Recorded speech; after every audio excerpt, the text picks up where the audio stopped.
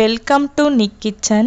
இன்னைக்கு நாம் நிக் கிச்சனில் பச்சை சுண்டக்காவை வச்சு பருப்பு கடையல் எப்படி நம்ம டேஸ்ட்டாக ரெடி பண்ணலான்னு இந்த வீடியோவில் பார்க்கலாம் வாங்க. பச்சை சுண்டக்காவை எங்கள் வீட்டு கார்டன்லேருந்து தான் நான் பறித்து எடுத்திருக்கேன். இந்த சுண்டக்காவை நல்லா காய வச்சுட்டு நம்ம விதை போட்டோன்னா இதுலேருந்தே நிறைய செடி நமக்கு முளைச்சி வரும்.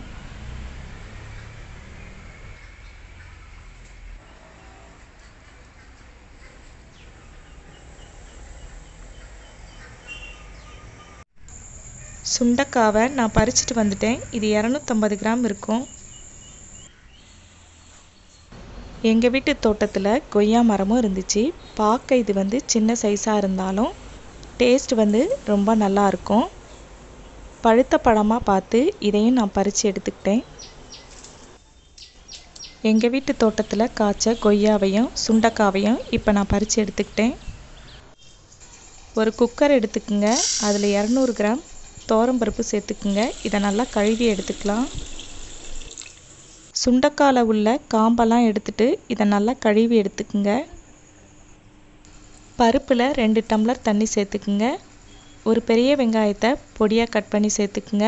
3 தக்காளியை கட் பண்ணி சேர்த்துக்குங்க. 10 பல் பூண்டை இது கூட சேர்த்துக்குங்க.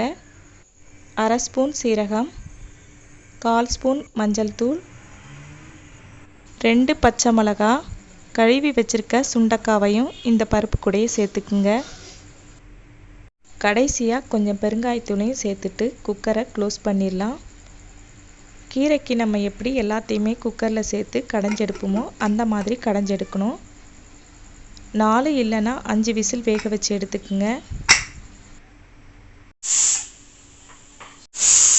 ஒரு கிண்ணத்தில் சின்ன நெல்லிக்காய் அளவுக்கு புளியை ஊற வச்சுக்குங்க.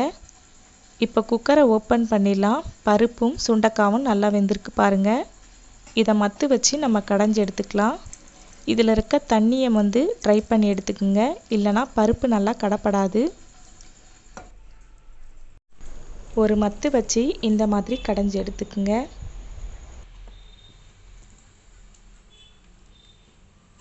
பருப்பையும் சுண்டக்காவையும் இந்த அளவுக்கு கடைஞ்சி எடுத்துக்குங்க. புளித்தண்ணியை இப்போ இதில் சேர்த்துக்குங்க.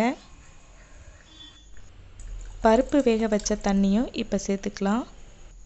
2 ஸ்பூன் சாம்பார் தூளையும் இது கூட சேர்த்துக்குங்க.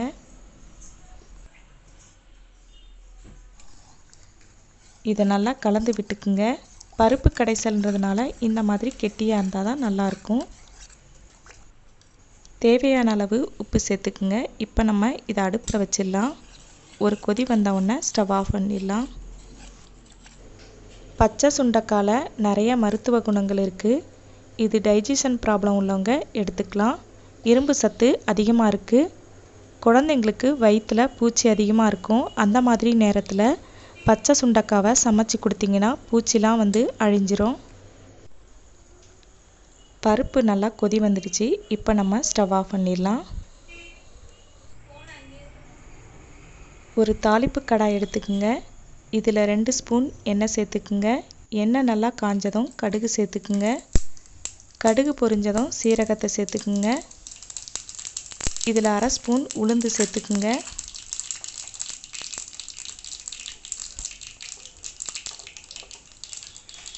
ரெண்டு காஞ்ச மிளகாவை கட் பண்ணி சேர்த்துக்குங்க. கடைசியாக கருவேப்பிலை சேர்த்துக்குங்க.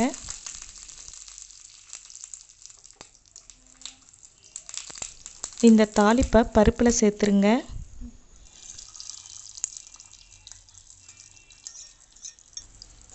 நறுக்கி வச்சிருக்க கொத்தமல்லியை சேர்த்துக்குங்க.